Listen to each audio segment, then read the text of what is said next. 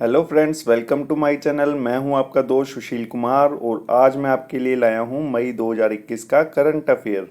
आज की इस वीडियो में पूरे मई मंथ में हुई महत्वपूर्ण घटनाओं को व्याख्या सहित जानेंगे। दोस्तों, मैंने पूरी कोशिश की है लगभग हर एक टॉपिक को पिक्चर के जरिए अच्छे से समझाने की। बस ज़रूरत होगी तो आपको बड़े आराम से और धैर्य से वीडियो को देखने की। ये मई मंथ का पहला भाग है जिसमें 50 क्वेश्चन है जो कि मुश्किल से 20 या 25 मिनट में फिनिश हो जाएंगे। ऐसे ही आने वाले समय में इसके सभी पार्ट्स को जारी कर दिया जाएगा। अगर आपको मेरा ये प्रयास पसंद आता है तो प्लीज लाइक और सब्सक्राइब के साथ साथ कमेंट सेक्शन में भी जरूर अपनी राय दीजिएगा। चलिए स्टार्ट करते हैं आज का पहला क्वेश्चन जो कि है आपकी स्क्रीन पर। नाटो ने किसके साथ डिफेंडर यूरोप 21 संयुक्त सैन्य अभ्यास शुरू किया? राइट आंसर है अल्बानिया। अल्बानिया कहाँ स्थित है? तो यहाँ एक पिक्चर शो हो रही है जहाँ आप देख सकते हैं ये ग्रीस के साथ एक छोटी सी कंट्री है अल्बानिया। इस जगह पर डिफेंडर यूरोप 21 संयुक्त सैन्य अभ्यास शुरू किया गया है।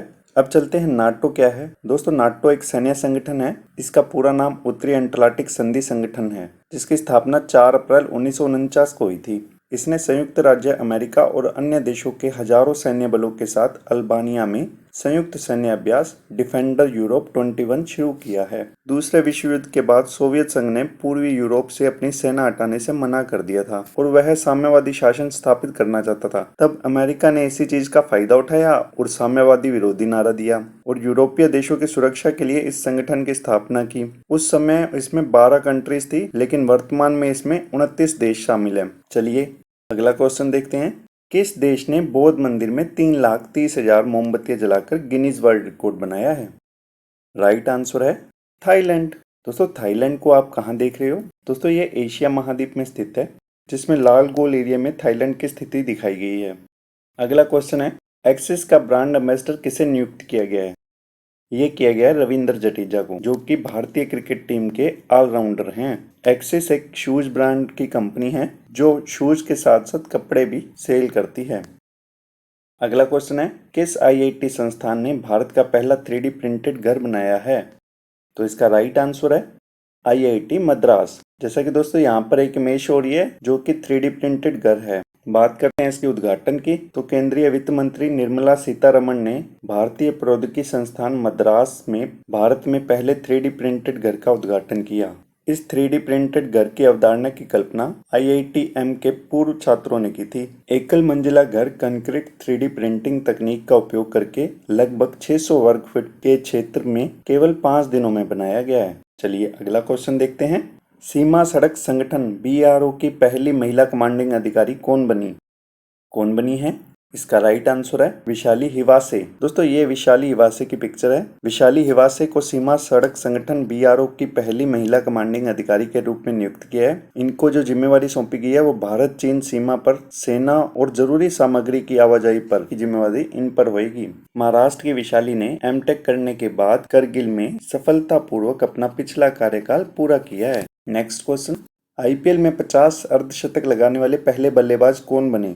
इसका राइट आंसर है डेविड वार्नर। ये ऑस्ट्रेलियाई खिलाड़ी हैं जिन्होंने हाल ही में चेन्नई सुपर किंग के खिलाफ IPL के 23वें मैच में हैदराबाद के कप्तान डेविड वार्नर ने 57 रन की पारी खेली। डेविड वार्नर का ये IPL में 50वां अर्धशतक रहा। वहीं वार्नर ने इस पारी के जरिए T20 क्रिकेट में अपने 10,000 रन भी पूरे किए और ये उपलब्धि हासिल करने वाले चौथे बल्लेबाज बने।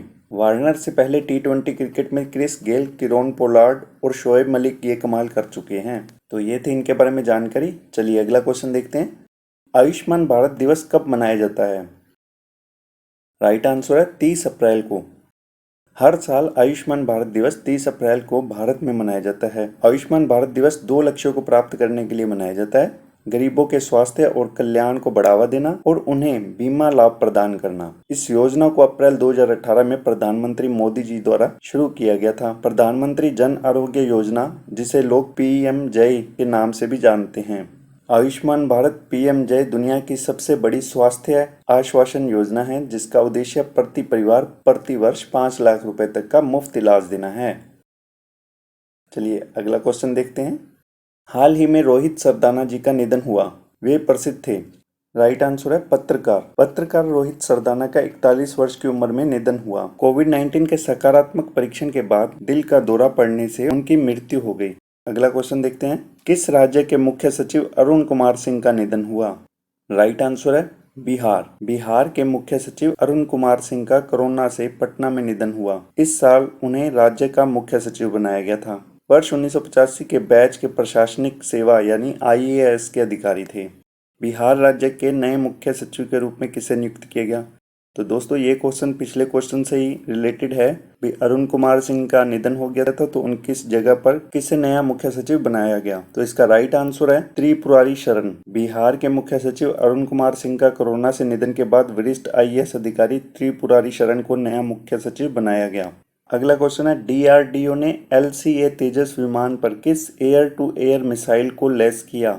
इसका राइट आंसर है पाइथन 5। भारत ने अपने स्वदेशी लाइट कॉम्बैक्ट एयरक्राफ्ट तेजस से हवा मार करने वाली मिसाइल पाइथन 5 का परीक्षण किया। गोवा के आसमान में हुए इस परीक्षण में तेजी से भाग रहे दुश्मन के विमान को मिसाइल से ध्वस्त किया गया। Python 5 air to air missile का निर्माण इजराइल के राफेल एडवांस डिफेंस सिस्टम द्वारा किया गया है और यह दुनिया की सबसे अत्याधुनिक गाइडेड मिसाइलों में से एक है। किस देश ने robot prototype neo 01 clear space debris launch किया?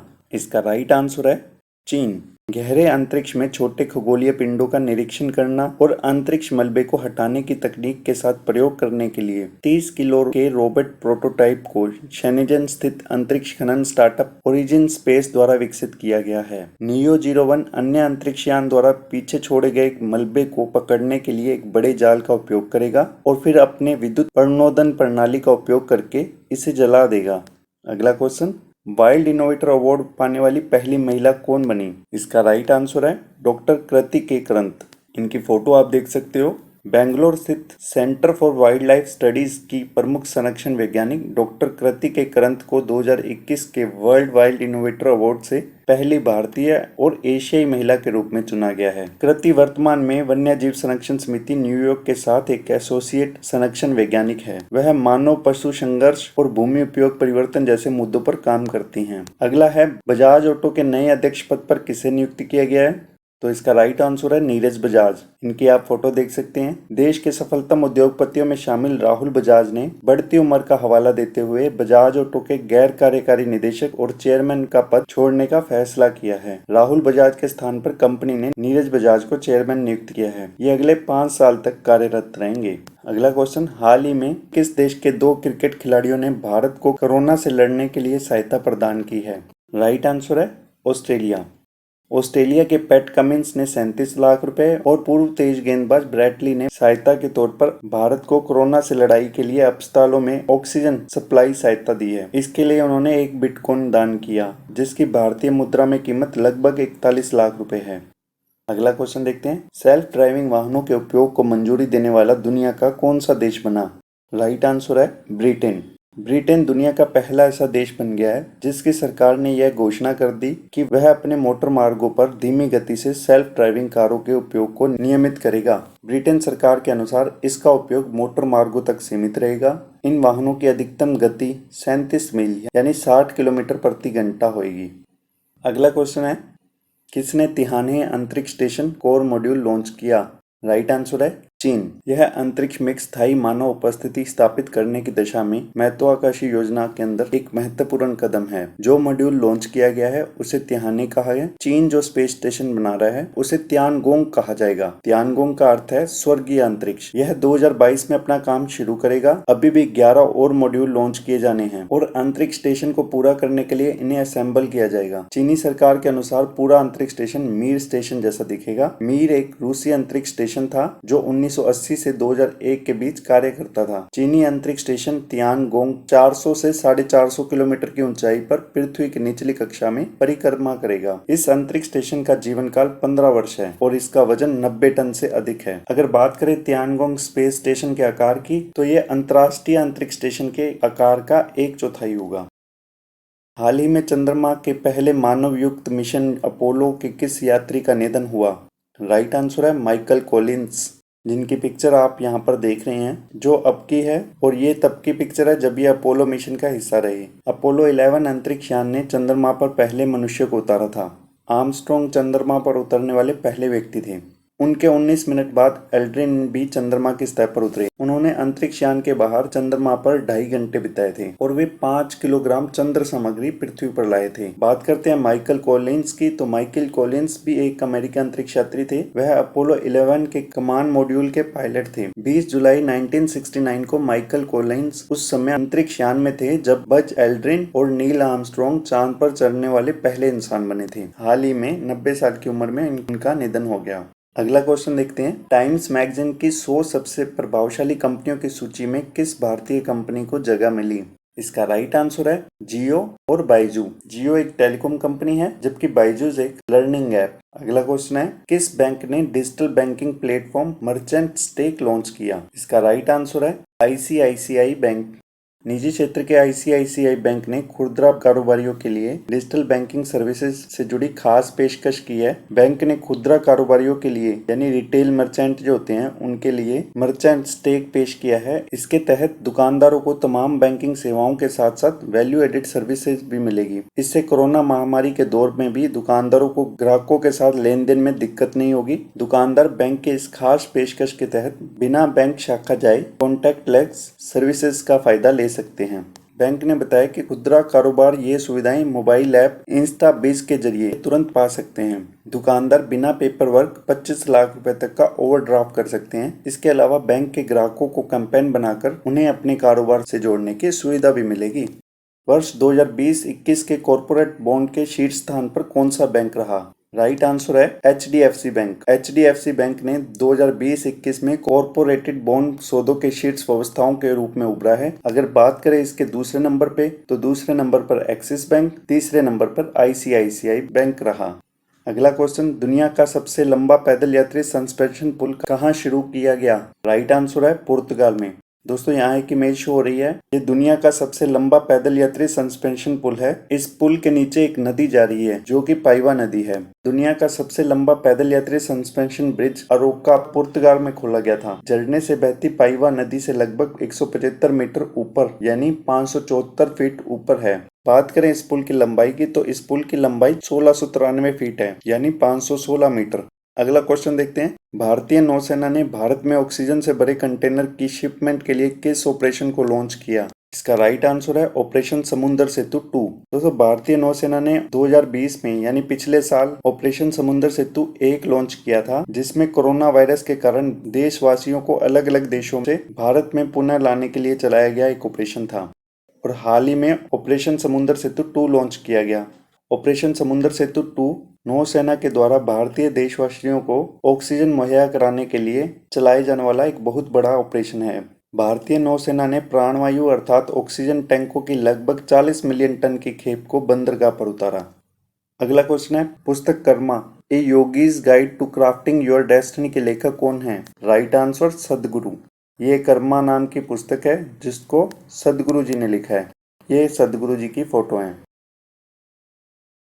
अगला क्वेश्चन देखते हैं, हाल ही में इंडियन बैंक ने दूरसंचार सेवाएं प्रदान करने के लिए किसके साथ समझौता किया? इसका राइट आंसर है बीएसएनएल यानी भारत संचार निगम लिमिटेड। अगला क्वेश्चन है, सिडबी ने एमएसएमई के लिए किस नाम से ऋण योजनाएं शुरू की?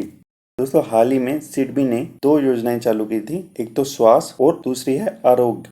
यह योजना भारत सरकार के मार्गदर्शन में तैयार की गई है, जो ऑक्सीजन सिलेंडरों, ऑक्सीजन सांद्रता, ऑक्सीमीटर और आवश्यक दवाओं की आपूर्ति से संबंधित उत्पादन और सेवाओं के लिए धन की सुविधा प्रदान करती है। भारतीय लघु उद्योग विकास बैंक यानी सिडबी ने कोविड-19 महामारी के खिलाफ लड़ाई में आवश्यक वित्तीय सहायता के साथ एमएसएमई के लिए 2 ऋण उत्पाद लॉन्च किए। ये 2 नई त्वरित ऋण वितरण योजनाएं हैं। बात करें स्वास्थ्य की, तो कोविड-19 की दूसरी लहर के खिलाफ युद्ध में हेल्थ केयर क्षेत्र को सिडबी सहायता है। और बात करें आरोग्य की, तो कोविड-19 महामारी के दौरान पुनर्प्राप्ति और ऑर्गेनिक विकास के लिए एमएसएमई यानी उद्योग से संबंधित को सिडबी सहायता है। अगला क्वेश्चन देखते हैं, हाल ही में शूटर दादी के नाम से मशहूर किस महिला निशानेबाज का निधन हुआ? तो इसका राइट आंसर है चंद्रो तोमर। ये उत्तर प्रदेश के बागपत के जोहड़ी गांव की रहने वाली हैं। शूटर दादी इसलिए कहा जाता है क्योंकि इन्होंने 60 वर्ष की उम्र में प्रोफेशनल शूटिंग की थी। उनके जिंदगी के इस संघर्ष को बड़े पर्दे पर फिल्म के रूप में उतारा गया था। उस फिल्म का नाम था सांड की आंख और इस फिल्म में उनकी भूमिका अभिनेत्री भूमि पेडनेकर निभा रही हैं। उनके साथ हैं अभिनेत्री तापसी पन्नू भी रही। चलिए अगला क्वेश्चन देखते हैं। वर्ष 2021 में LIC सबसे मूल्यवान भारतीय बीमा ब्रांड सूची में किस स्थान पर रहा? राइट आंसर है 10वें। लंदन के ब्रांड फाइनेंस इंश्योरेंस 2021 की रैंकिंग के मुताबिक LIC का ब्रांड वैल्यू $865 करोड़ यानी 64,875 करोड़ है। टॉप 10 में सबसे मूल्यवान इंश्योरेंस ब्रांड में चीन की 5 कंपनियां, यूरोप और अमेरिका की 2 कंपनियां और भारत की 1 कंपनी LIC रही। अगला क्वेश्चन, भारतीय रिजर्व बैंक के नए डिप्टी गवर्नर कौन बने? राइट आंसर है टी रविशंकर। भारत सरकार ने हाल ही में टी रविशंकर को चौथे डिप्टी गवर्नर के रूप में नियुक्त किया है। केंद्रीय बोर्ड में 1 गवर्नर होता है, 4 डिप्टी गवर्नर होते हैं, 2 वित्त मंत्रालय के प्रतिनिधि और 4 निदेशक स्थानीय बोर्ड के प्रतिनिधि शामिल होते हैं। इन स्थानीय बोर्ड का मुख्यालय कोलकाता, मुंबई, चेन्नई और नई दिल्ली में है। अगला क्वेश्चन देखते हैं। हाल ही में कितने राज्यों में चुनाव संपन्न हुए? राइट आंसर 5 राज्यों में, तमिलनाडु, पश्चिम बंगाल, केरल, असम और पुदुचेरी। बात करें तमिलनाडु विधानसभा की तो इसमें 234 सीटें थी, जिसमें DMK ने 126 सीटें जीत MK स्टालिन जो कि करुणानिधि के बेटे हैं वे मुख्यमंत्री बने। इन्हें सबसे युवा मुख्यमंत्री के रूप में भी जाना जाने लगा है। अब बात करते हैं पश्चिम बंगाल विधानसभा की तो यहाँ 294 सीटें थी, जिसमें TMC ने 212 सीटें जीती और ममता बनर्जी मुख्यमंत्री बनी। इसके बाद बात करें केरल की तो केरल के मुख्यमंत्री पिनाराई विजयन दोबारा नेतृत्व में आए हैं, इनको 99 सीटें मिली। अगला क्वेश्चन देखते हैं, इसी से रिलेटेड है। किसे पुदुचेरी का मुख्यमंत्री नियुक्त किया गया? इसका राइट आंसर है एन रेंगसामी। AINRC यानी ऑल इंडिया नेशनल कांग्रेस प्रमुख एन रेंगस्वामी पुदुचेरी के नए मुख्यमंत्री बन गए हैं। हाल ही में उन्होंने पद और गोपनीयता की शपथ ली। लेफ्टिनेंट गवर्नर तिलमिसाई सुंदरराजन ने उन्हें शपथ दिलाई। यहाँ ये ध्यान रखें, पुदुचेरी एक केंद्र शासित प्रदेश है और इसमें AINRC तथा भारतीय जनता पार्टी ने मिलकर सरकार का गठन किया।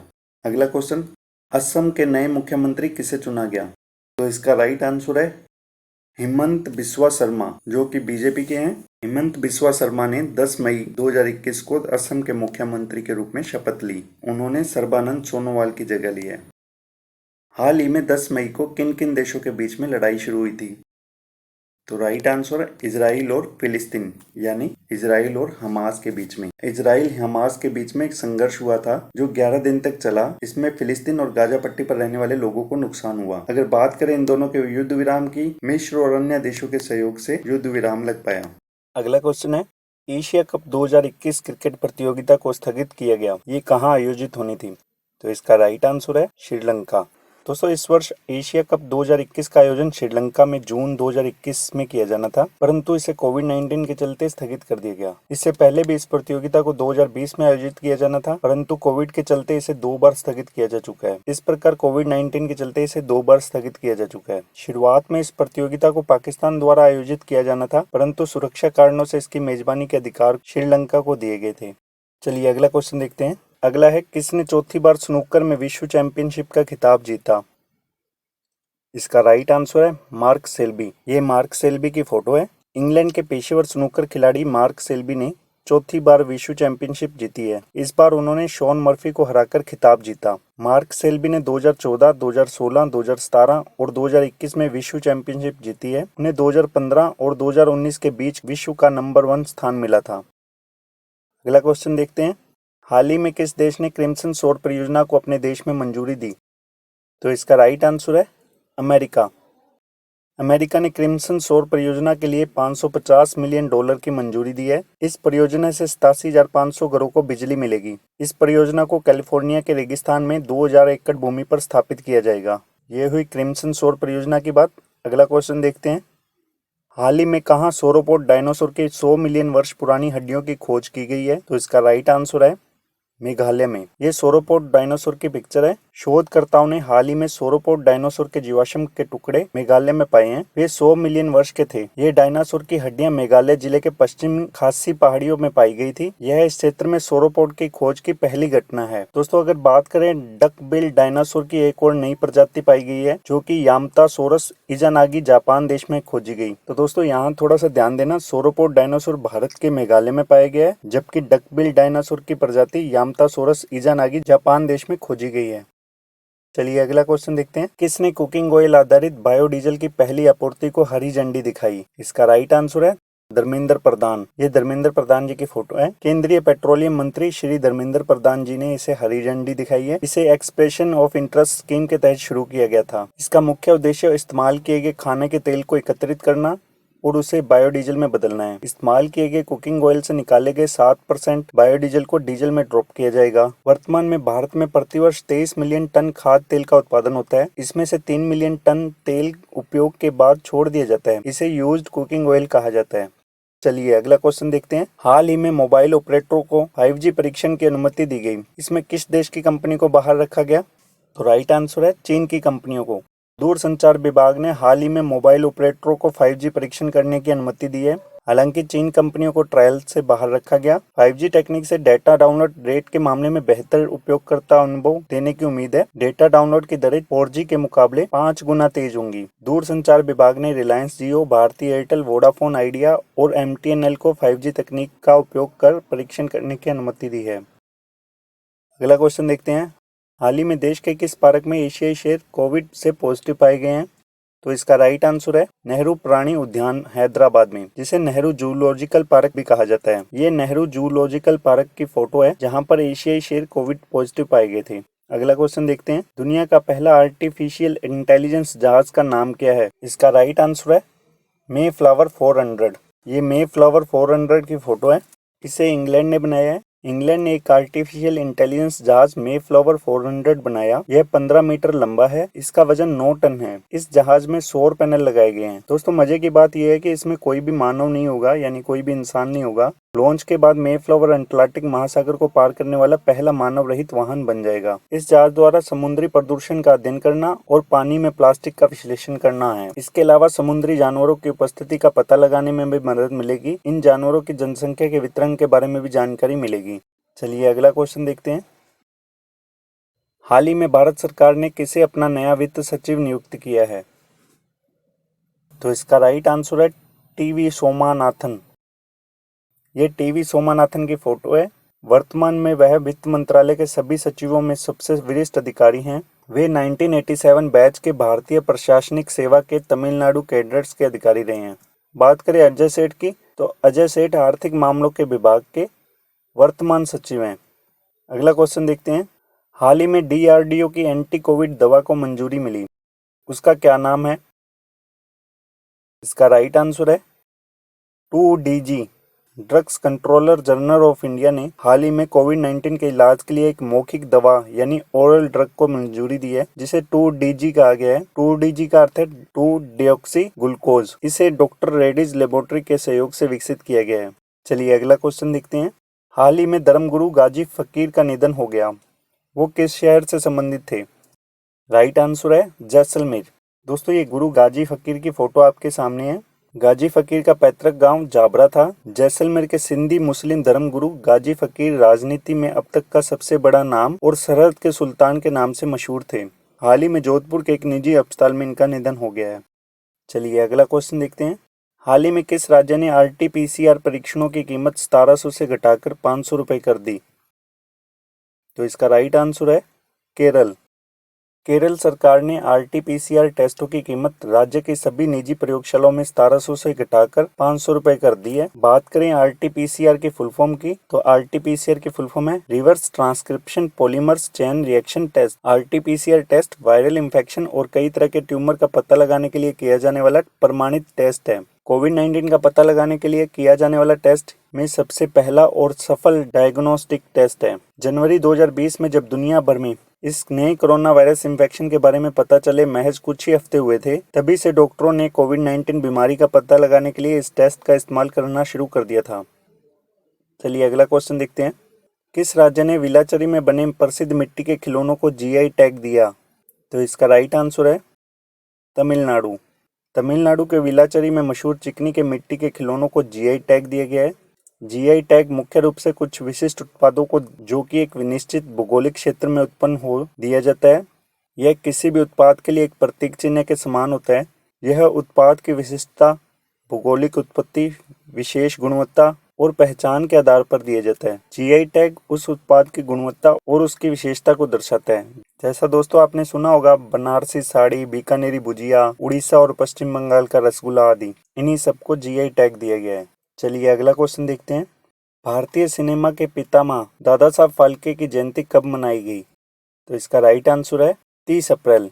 दोस्तों आपको याद होगा 30 अप्रैल को आयुष्मान भारत दिवस भी मनाया गया है, तो उसे भी याद रख लेना। ये दादा साहब फाल्के की फोटो है और उनके साथ में उनका अवार्ड भी। दादा साहब फाल्के पुरस्कार भारत सरकार की ओर से दिया जाने वाला एक वार्षिक पुरस्कार है जो किसी विशेष व्यक्ति को भारतीय सिनेमा में उसके आजीवन योगदान के लिए दिया जाता है। अगर बात करें 2021 की, तो 2021 में दादा साहब फाल्के पुरस्कार से रजनीकांत जी को सम्मानित किया गया है। अगला क्वेश्चन देखते हैं। मैडम तुसाद म्यूजियम में प्रदर्शित होने वाली पहली अमेरिकी महिला उपराष्ट्रपति कौन बनी? इसका राइट आंसर है कमला हैरिस। ये कमला हैरिस की फोटो है।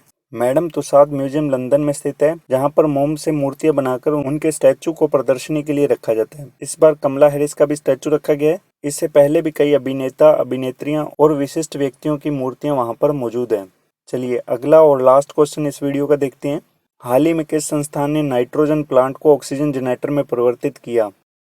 इसका राइट आंसर है आईआईटी बॉम्बे। आपको यहाँ एक इमेज दिखाई दे रही होगी जो कि आईआईटी बॉम्बे की है और वहाँ नाइट्रोजन प्लांट को ऑक्सीजन जनरेटर में परिवर्तित किया गया है। आईआईटी बॉम्बे ने नाइट्रोजन जनरेटर को ऑक्सीजन जनरेटर में बदलकर ऑक्सीजन की कमी को दूर करने का रास्ता सुझाया। भारतीय प्रौद्योगिकी संस्थान आईआईटी बॉम्बे देश में कोविड-19 रोगियों के उपचार के लिए चिकित्सा ऑक्सीजन की कमी को दूर करने के लिए एक रचनात्मक और सरल समाधान लेकर आया है।